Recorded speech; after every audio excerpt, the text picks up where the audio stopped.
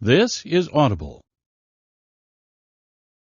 This is a copyrighted work. Unauthorized copying or distribution is a crime punishable by up to 5 years in prison and a fine of $250,000.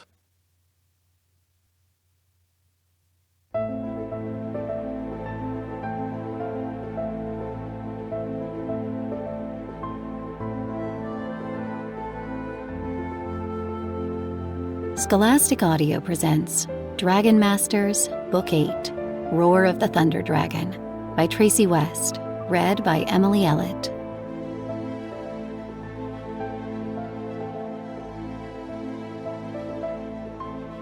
For Bill Hancock, the King Roland to my Queen Rose, T.W.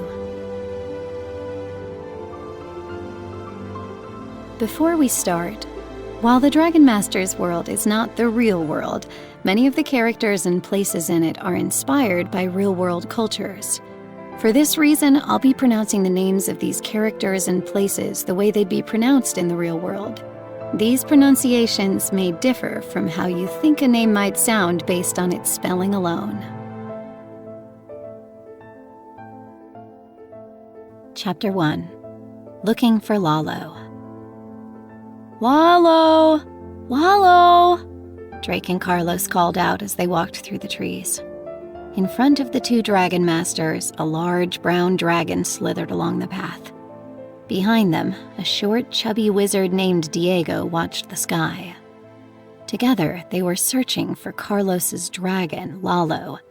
Carlos had only just met his lightning dragon when something terrible had happened. A woman named Eiko flew into Carlos's land 2 days ago, riding a thunder dragon. She kidnapped Lalo. Drake's earth dragon, Worm, had brought them to an island to look for Eiko. Drake looked up at the trees. They were different from the ones at home in the kingdom of Bracken. These trees had long, skinny trunks. Their green, ruffled leaves reminded him of feathers. "Do you think we'll find her here?" Drake asked Diego. "Maybe," the wizard replied. "Griffith's gazing ball showed Eiko on an island a lot like this one." Griffith, another wise wizard, was Diego's friend and Drake's teacher. "Kee-kee!" Drake heard a cry. He looked up to see a brightly colored bird fly across the blue sky. "This would be a nice place to hide out," Drake said. "But I still don't understand why Eiko kidnapped Lalo. She's a dragon master, just like me." Diego frowned. "As you know, Griffith teaches young dragon masters how to work with their dragons. Eiko was his first student. She and Griffith often argued," he replied. "About what?" Drake asked. "Eiko did not want to follow Griffith's rules," Diego replied. "And one day, many years ago, she left Bracken. She took her thunder dragon Neru with her." "Did you go after her?" Drake asked. "Yes," Diego replied. "But Griffith and I could not find Eiko or her dragon. We have not seen them since, until 2 days ago." Carlos had been quiet for a while. Now the dark-haired boy turned to Diego. "Do you think we will find Eiko and Neru now?" he asked. Diego nodded. "There are more of us looking for them this time," he said. Other dragon masters were out searching. Bo and his water dragon, Shu, Anna and her sun dragon, Kepri, Rory and her fire dragon, Vulcan, and Petra and her poison dragon, Zera. Griffith was in Bracken, watching over them with his gazing ball. "I just hope that Lalo is safe," Carlos said. Drake walked up to Worm. His dragon had tiny wings, but he couldn't fly. He didn't need to. Worm could use the powers of his mind to travel anywhere. "Worm, I know you can sometimes use your mind powers to hear other dragons," Drake said. "Do you hear Lalo?" Worm shook his head. Then his eyes suddenly flashed green. "What is it?" Drake asked. Every dragon master wore a piece of the dragon stone that connected them to their dragons. Now Drake's dragon stone glowed green. Worm looked up. The sky turned black. A strong wind whipped up. A jagged streak of lightning flashed. "That could be Lalo's lightning!" Carlos cried. Then, boom! Thunder crashed. Lightning flashed again. This time it hit the ground next to them, sizzling. "This is a dangerous storm!" Diego yelled over the roaring wind. "We must go!" He touched Worm. The boys did the same. Before the next bolt of lightning flashed, they all disappeared. Chapter 2. King Roland's Big News. Drake's stomach flip-flopped as Worm transported them to Bracken. They landed inside the training room in King Roland's castle. "Drake, Carlos, you're back!" Bo cried. Drake blinked. His friends Bo and Anna were running toward him, followed by Griffith. The tall wizard looked happy to see them. "You didn't find Lalo either?" Bo asked.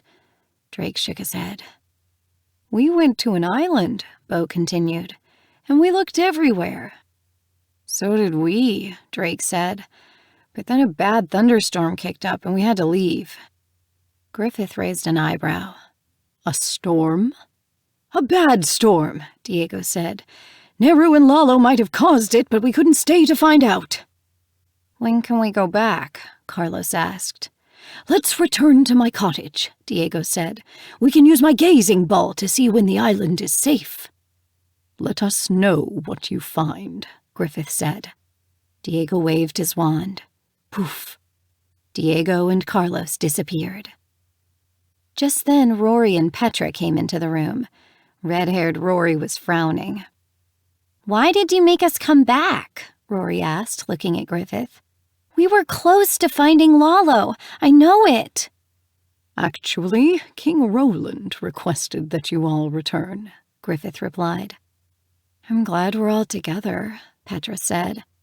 "I'm not sure if Rory and I could fight Eiko on our own." "I'm not afraid of Eiko," Rory said. "You should be," Griffith said. "Over time, Eiko has learned to tap into the powers of her dragon. This makes her very strong." "Will we be able to tap into our dragon's powers too?" Drake asked. Griffith nodded. "Yes, but learning that takes many years. And I hope that you will all use that power to do good. Eiko has chosen another path." "I'll stand for King Roland!" 2 royal guards entered the room. Everyone got quiet. King Roland stomped down the stairs. His red cape flapped behind him. "Wizard! Dragon Masters! I have news!" King Roland said. "I am going to marry Queen Rose of Arkwood." Anna clapped her hands. Petra made a squealing sound. Drake and Bo exchanged happy looks. Queen Rose is so kind, Drake thought. Even Rory smiled. "Congratulations, Your Highness," Griffith said. "When is the wedding?" "Tomorrow," King Roland replied. "There will be a big celebration, and I want it to begin with a parade of dragons." "We will get to work on it right away, my king," Griffith promised. "Very good," the king said as he turned to leave. "I expect the most wonderful parade ever seen. Do not disappoint me." Chapter 3. A Little Help from Magic. "We can't plan a silly parade," Rory said. "We have to keep looking for Lalo." "Carlos and Diego are looking for Lalo," Griffith said. "We must obey our king." Rory frowned, but didn't argue. "There is so much to do," Petra said. "This is so exciting," Anna exclaimed. She ran into the classroom, and everyone else followed her in. Then she began to draw. "King Roland and Queen Rose need to make a grand entrance," she said. "They should ride through the village in a fancy carriage pulled by dragons." "Shu would be honored to pull the carriage," Bo said. Anna nodded. "Capri, too. They both can pull the carriage." She started drawing again. "Our dragons should do tricks to show off their powers," Rory said. "Vulcan could shoot fireballs." "Fireballs are dangerous," Griffith said. Let's try to think of safe things your dragons can do. Rory frowned and folded her arms. Zara could sing, Petra said. She has a beautiful voice. I'm not sure what Worm should do, Drake said. You'll think of something, Drake, Anna promised. She held up a drawing of a fancy carriage. How's this? It's perfect, Bo said. But where will we get a carriage like that by tomorrow? Anna looked at Griffith. Could you use magic? Griffith stroked his beard. I could do a transformation spell, he said. But I need something to transform. Something round and white. An onion, Drake cried. I'll get one. Drake ran off and soon returned with a big white onion from the kitchens. I bet my family grew this one, he said. We're the best onion growers in the kingdom. They all returned to the training room. Griffith placed the onion and the drawing on the floor. Stand back, he said. Griffith pointed at the onion. Sparks flew from his finger. They hit the onion. A simple onion is what we see, but a kingly carriage you shall be, he rhymed. The onion began to grow and grow. A big white carriage sat where the onion had been. The carriage was made of wood carved with flowers. It looked just like Anna's drawing. It's perfect, Anna cried. This is a wonderful start, Griffith said. Come, we have more work to do before the wedding. Chapter 4. A Parade of Dragons. Today's a beautiful day for a wedding, Anna cheered the next morning. There isn't a cloud in the sky, agreed Bo. The Dragon Masters were outside the castle doors, ready for the wedding parade to begin. Each Dragon Master was wearing new clothes made by the king's tailor. Anna wore a yellow dress that shone like the sun. Bo wore a silky blue tunic with a wave stitched onto it. Rory's dress was as red as fire with a high ruffled collar.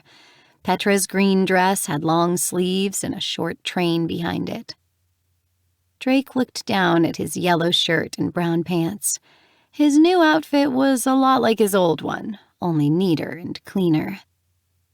I love how we match our dragons, Petra remarked. You look like a fire dragon princess, Rory. Rory smiled. Thanks, she said. But can I be a fire dragon warrior instead? Of course you can, Petra replied. Griffith appeared. Places, everyone. The king and queen are coming. Rory ran to Vulcan, who was leading the parade. She climbed up and sat in a saddle. Puffs of gray smoke streamed from her fire dragon's nostrils. Drake picked up 2 buckets filled with flowers and ran to Worm's side. Worm stood next to Petra and her poison dragon Zara. Each of the Hydra's 4 heads was smiling. Behind them, straps connected Kepri and Shu to the magical white carriage. Anna and Bo rode on their dragons. Just then, King Roland and Queen Rose stepped onto the balcony. The king wore his royal garments. Queen Rose wore a long white gown with red roses stitched all over it. Her eyes got wide when she saw the parade. Roland, what a lovely surprise! You know how much I adore your dragons. The king and queen came out of the castle. King Roland opened the door of the carriage. After you, my dear, he said. Then they both climbed inside. Let the wedding parade begin, King Roland announced. The castle gates opened, and the dragons stepped forward, led by Griffith. Villagers from Bracken and Arkwood clapped as the parade made its way to the wedding grounds. Vulcan flew into the air. Orange and red sparks shot from his nose. The crowd cheered. On the ground, Zara began to sing. Sweet tones drifted over the crowd. Now, Worm, Drake said, and his dragon's eyes began to glow green. Flowers floated out of Drake's buckets. They bounced and danced in the air like butterflies. Kids jumped up to catch them, giggling. The loudest cheer went up as Kepri and Shu pulled the white carriage through the crowd. King Roland and Queen Rose waved to the villagers.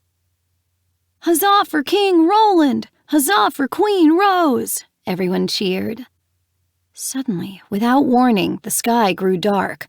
A wind whipped up. Lightning flashed. "Take cover!" Griffith yelled. The villagers rushed to stand under one of the wedding tents. King Roland pulled Queen Rose away from the carriage window. A loud roar filled the air, a roar like thunder. Boom! Drake looked up. A hole made of purple, swirling energy appeared in the sky. Eiko and her dragon swooped down from the hole. A baby lightning dragon flew behind them. "Lalo!" Drake yelled. Chapter 5. Eiko's Demand. "I want the dragons," Eiko called out. "Release them to me, and I will leave."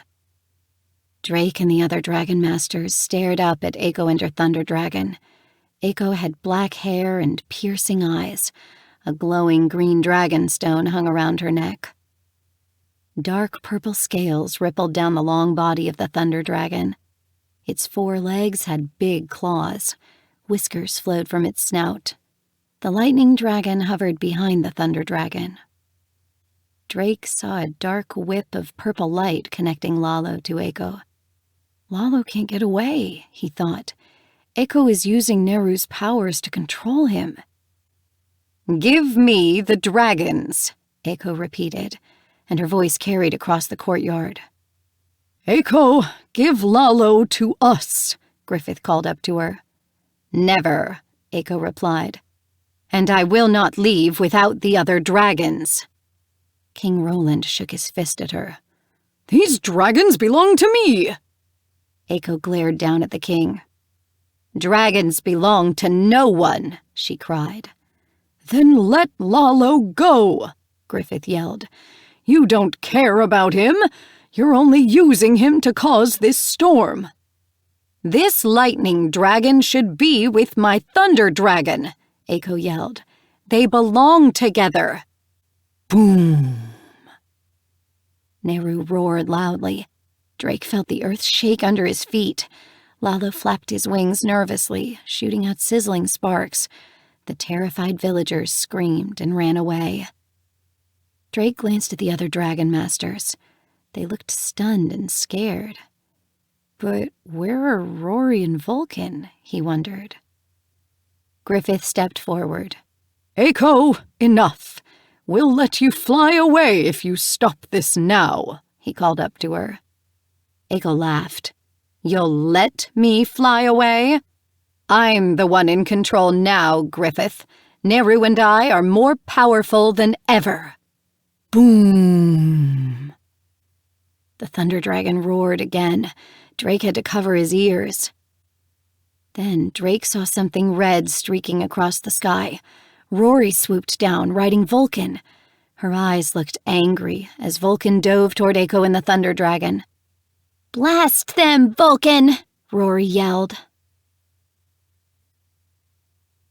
Chapter 6. Battle in the Sky. "Rory, no!" Griffith yelled. But Vulcan had already launched a fireball at the thunder dragon. As it hurled through the air, Neru roared again. Boom!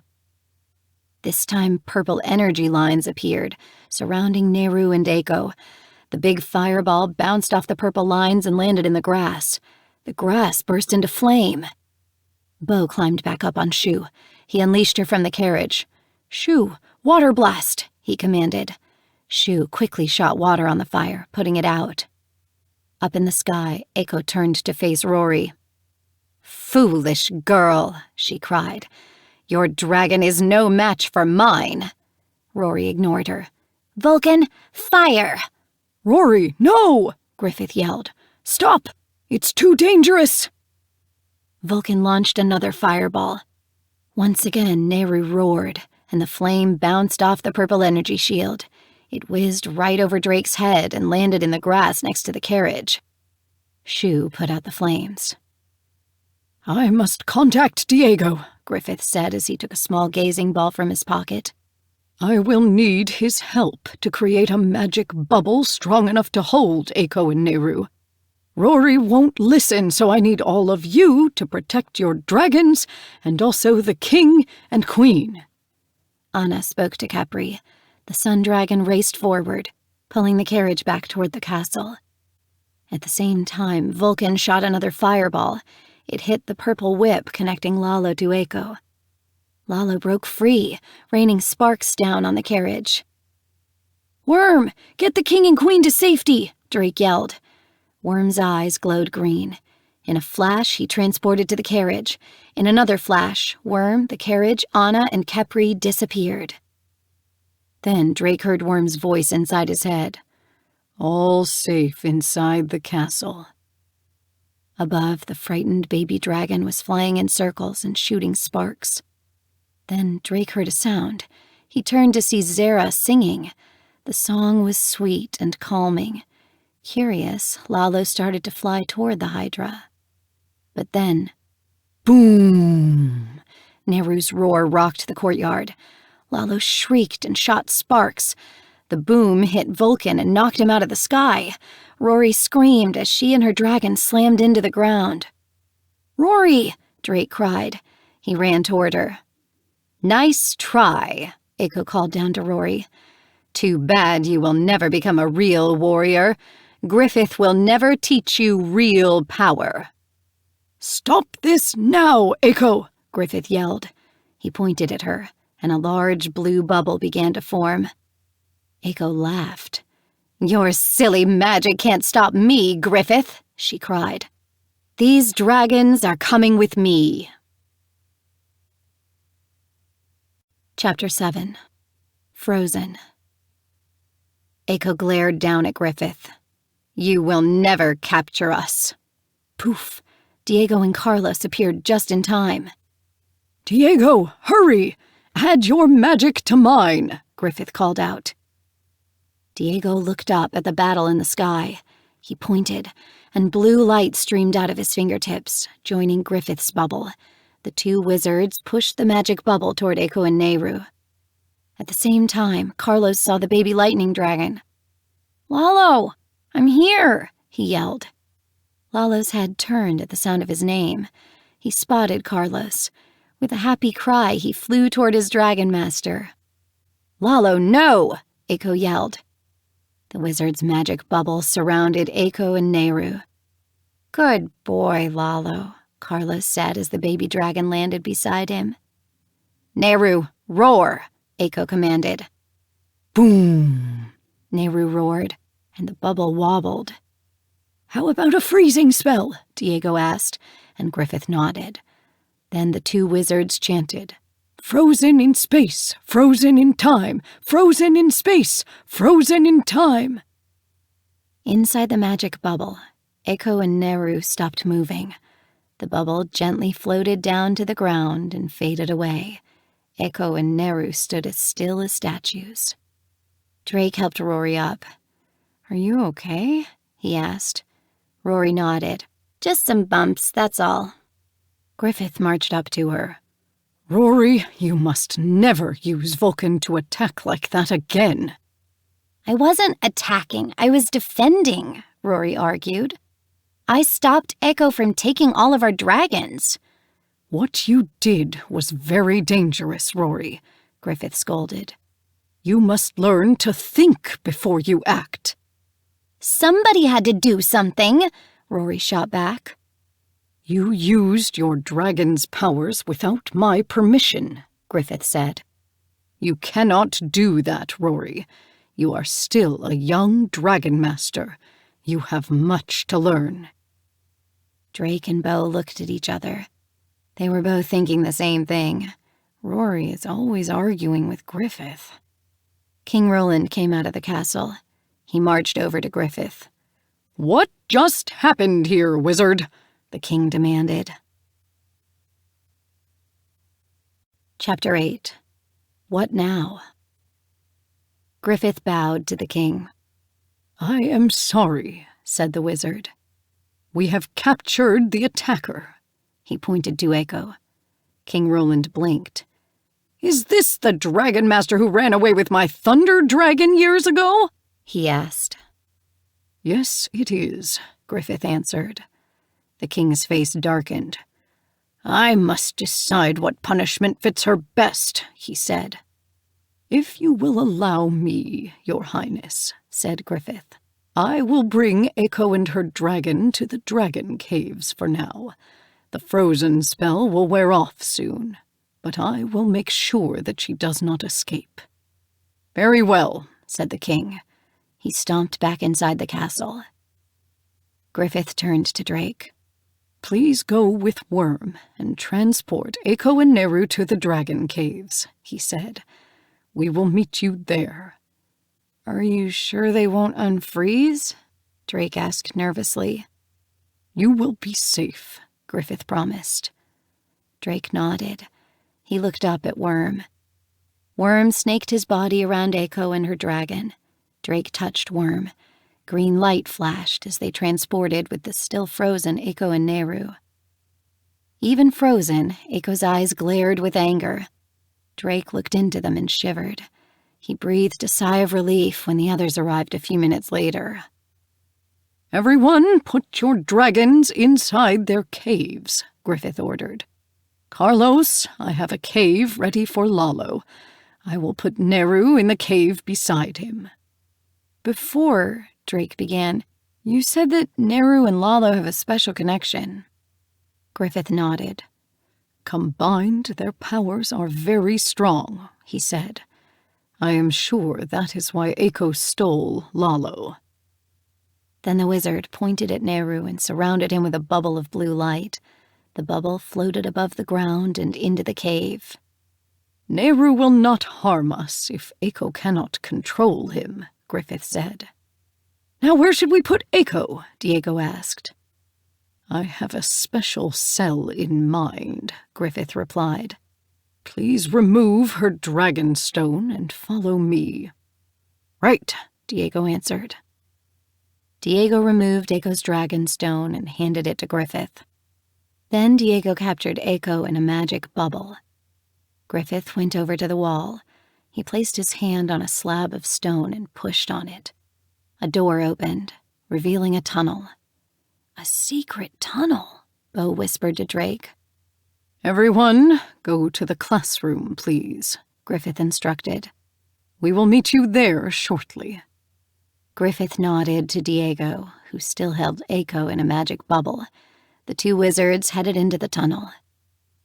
The Dragon Master started to walk to the classroom. Petra looked back.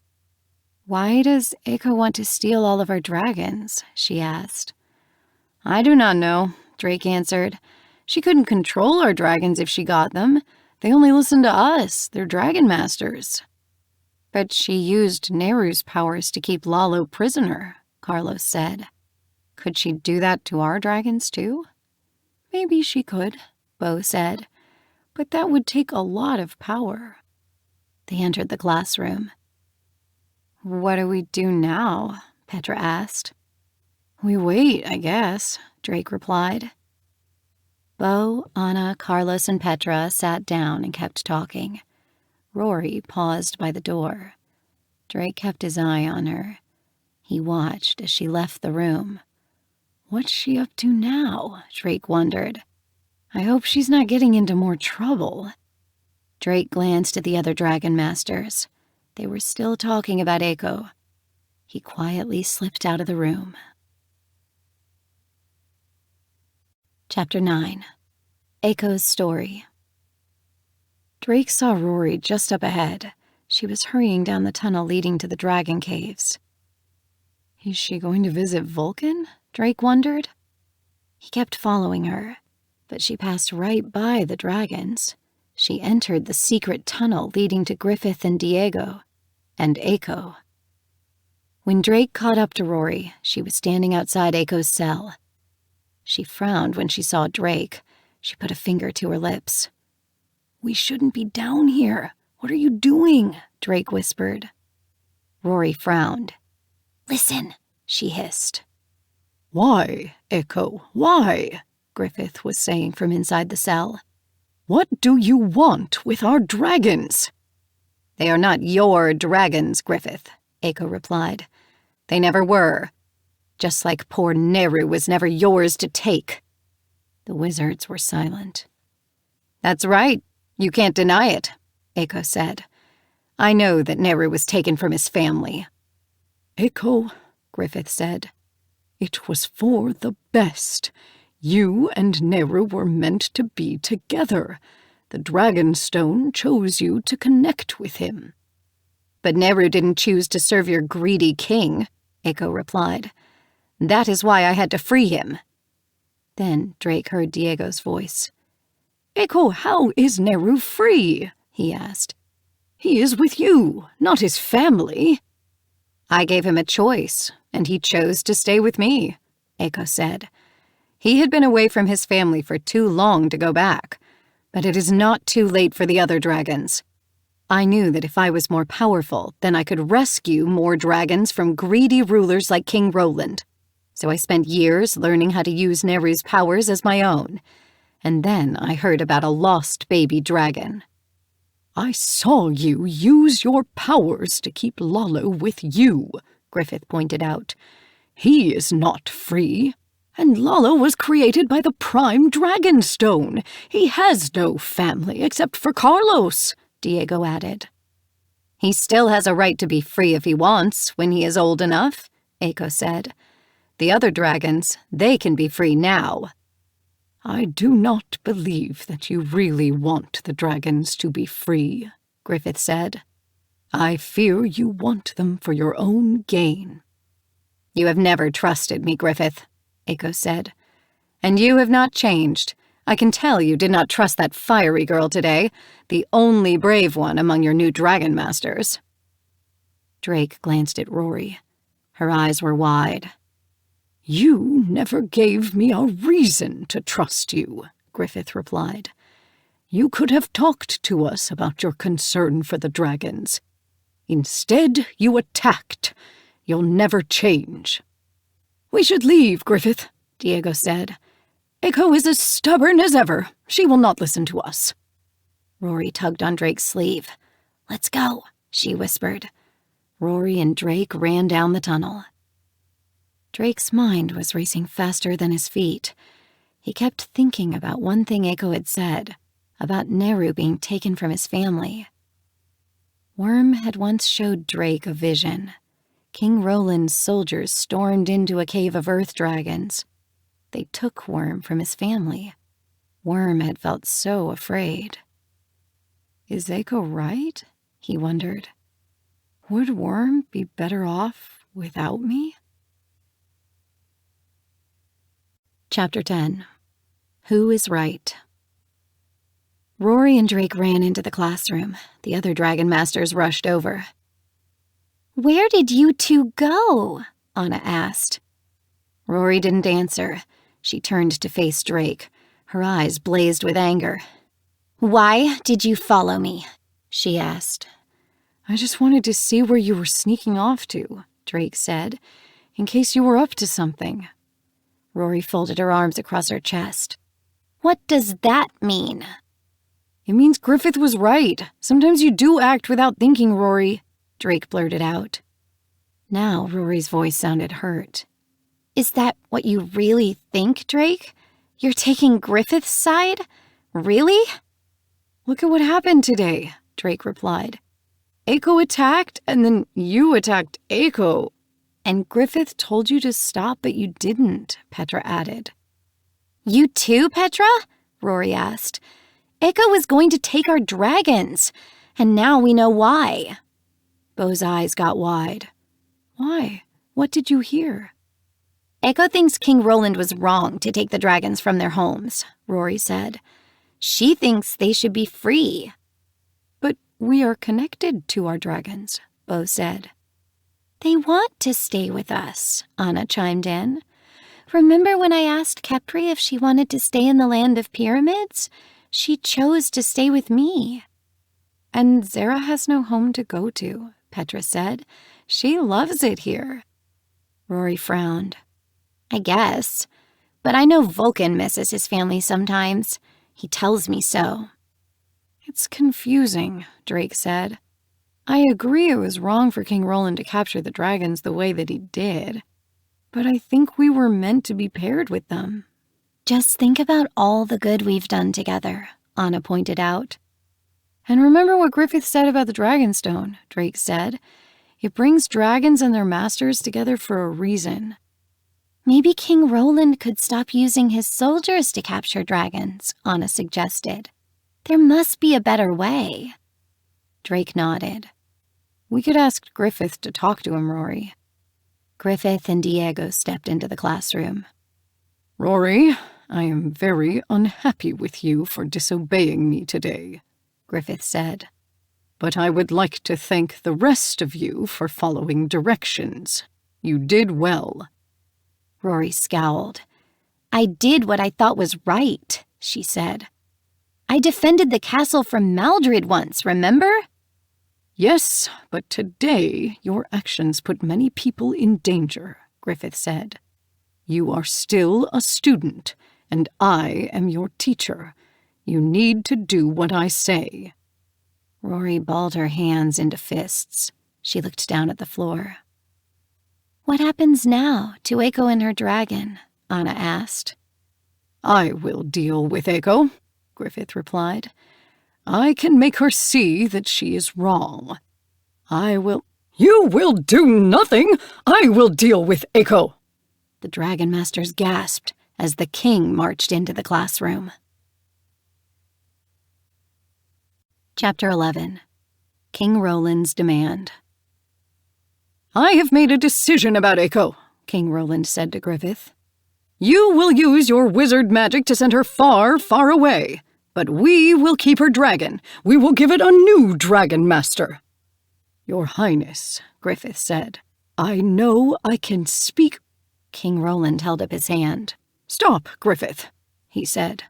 Years ago, when you let Eiko get away with my dragon, I did not punish you, but now she is a danger to us. You will do as I ask.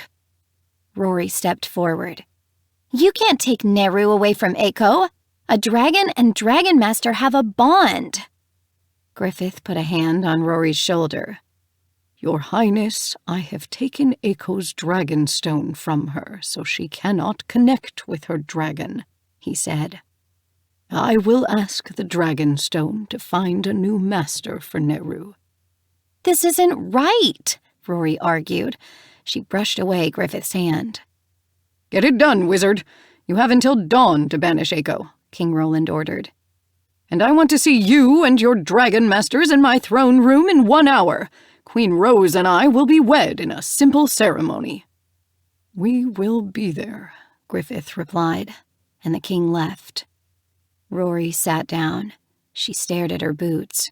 Drake could see tears glittering in her eyes.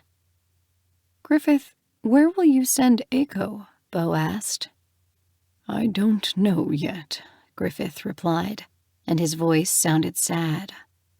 Do you really have to send her far away? Petra asked. Maybe the king... Griffith interrupted her. I do not agree with the king, he said, but I must obey him. Chapter 12. A Strong Connection. Diego clapped his hands together. You all have a wedding to prepare for, he said, and Carlos and I must take Lalo back home. Let us go to the dragon caves, Griffith said. Moments later, they all gathered around as Diego opened the door to Lalo's cave. Lalo, we're going to go home now, Carlos said, patting the baby dragon's head. You will sleep in the stable at Diego's cottage. The dragon stone around Carlos's neck began to glow. Carlos smiled. Lalo does not know words yet, but he sends me his feelings, he told the dragon masters. Right now, he is calm and happy. Diego stepped inside the cave. It's settled then. The 3 of us will head home. Have fun at the wedding, everyone, Diego said. Then he looked right at Griffith. And good luck. Poof! Diego, Carlos, and Lalo disappeared. Griffith turned to the Dragon Masters. Now we must get ready for the wedding. Let's get you all cleaned up. The Dragon Masters' fancy outfits were torn and stained. Griffith pointed at Bo. Sparks flew from his finger. Bo's blue tunic looked like new again. Griffith used magic to spruce them all up one by one. Drake was too lost in his own thoughts to enjoy the fun magic. Did Worm miss his home? He wondered. If he wanted to be free, could I let him go? Dragon Masters, please shine your dragon's scales, Griffith said. Drake entered Worm's cave. He gave Worm mushrooms, his dragon's favorite snack. He shined Worm's scales with a brush. Worm, if you could go back home, would you? Drake asked. Worm turned his head to look at Drake. He was silent for a moment. Then Drake heard Worm's voice in his head. Drake is my home. Drake hugged Worm around the neck. You are my home too, Worm. Then Anna and Petra burst into the cave. It's time for the king's wedding, Petra announced. Chapter 13. Rory. King Roland stood in front of his throne in the castle's grand throne room. Behind him stood Father John, the royal priest. The Dragon Masters and Griffith joined the small crowd gathered for the wedding. Drake saw the people closest to the king and queen, lords and ladies and family members. The royal musicians struck up a tune. Queen Rose walked to the front of the big room. Her wedding gown still looked beautiful. 2 young women walked on either side of her. They looked like her, and Drake guessed they were her sisters. Queen Rose stopped beside King Roland. He held out his hands, and she took them. Father John coughed. He adjusted the spectacles on his nose. King Roland the Bold, do you love this woman, Queen Rose the Just? He asked. Yes, King Roland exclaimed. And Queen Rose the Just, do you love this man, King Roland the Bold? Father John asked. I do, Queen Rose replied, smiling. Excellent, said Father John. I now pronounce you husband and wife. The crowd cheered. The musicians played a lively song. The Dragon Masters joined in the great feast. This is more food than I have ever seen, Bo exclaimed. I know, Drake said, filling his plate. For a little while, he forgot about Echo and the Thunder Dragon. When the party was over, all of the Dragon Masters went to their rooms. Drake fell asleep right away. He dreamed of feasting and dancing. Rory. Worm's voice echoed in his head. Rory. Drake woke up. He jumped out of bed. He ran to the room that Rory shared with Anna. Anna was asleep, but Rory wasn't in her bed. There was a note. Drake picked it up. Dear Anna, Drake, Bo, and Petra, I had to help Echo. Griffith and the king should not punish her for trying to help the dragons. And it is not fair to take Nehru away from his dragon master. Nehru should be with Echo. You all took Griffith's side against me, but Echo thinks I'm brave. I heard her say so. Together, we will free dragons around the world.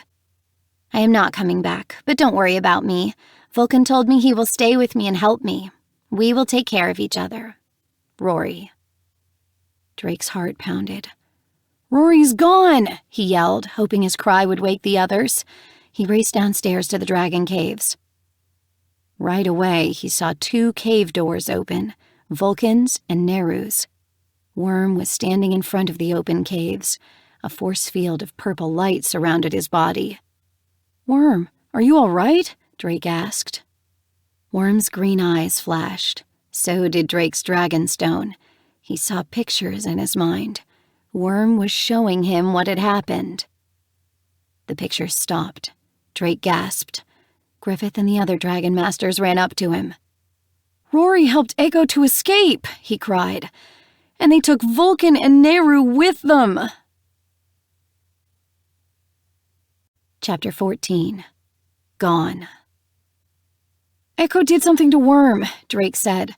Griffith, can your magic help him? The wizard nodded. He shot blue sparks from his fingertips. The sparks hit the purple energy around Worm. The energy disappeared. Nehru's powers froze Worm, so he couldn't stop them from escaping, the wizard explained. Worm saw Rory and Echo coming out of the secret tunnel, Drake said. He showed me what happened. Rory had keys with her, and Echo was wearing her dragonstone.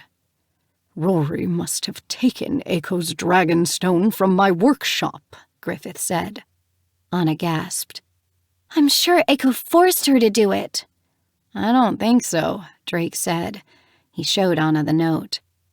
Rory didn't think it was fair to keep Echo and Nehru apart, and she was mad at all of us for not sticking up for her after she and Vulcan attacked Echo.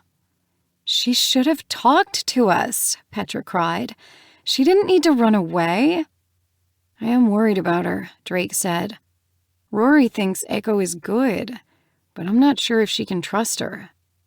We need to go after them, Bo said. Rory could be in danger.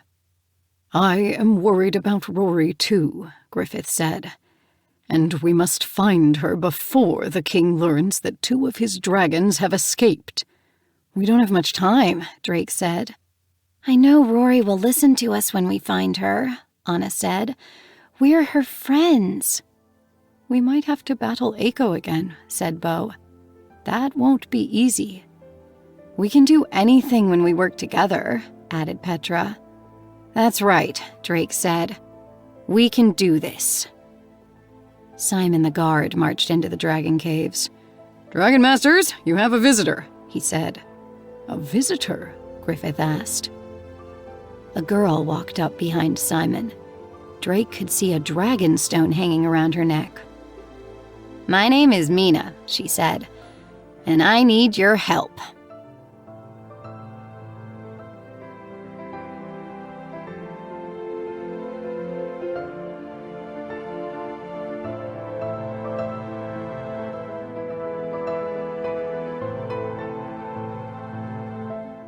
This is Emily Ellett. We hope that you have enjoyed this production of Dragon Masters Book 8, Roar of the Thunder Dragon by Tracy West. This audiobook was produced by Dion Audio Services. Executive producer, Melanie Gagney. Print edition illustrated by Damian Jones. Print edition published by Scholastic Incorporated. Text copyright 2017 by Tracy West. Production copyright 2020 by Scholastic Incorporated. All rights reserved.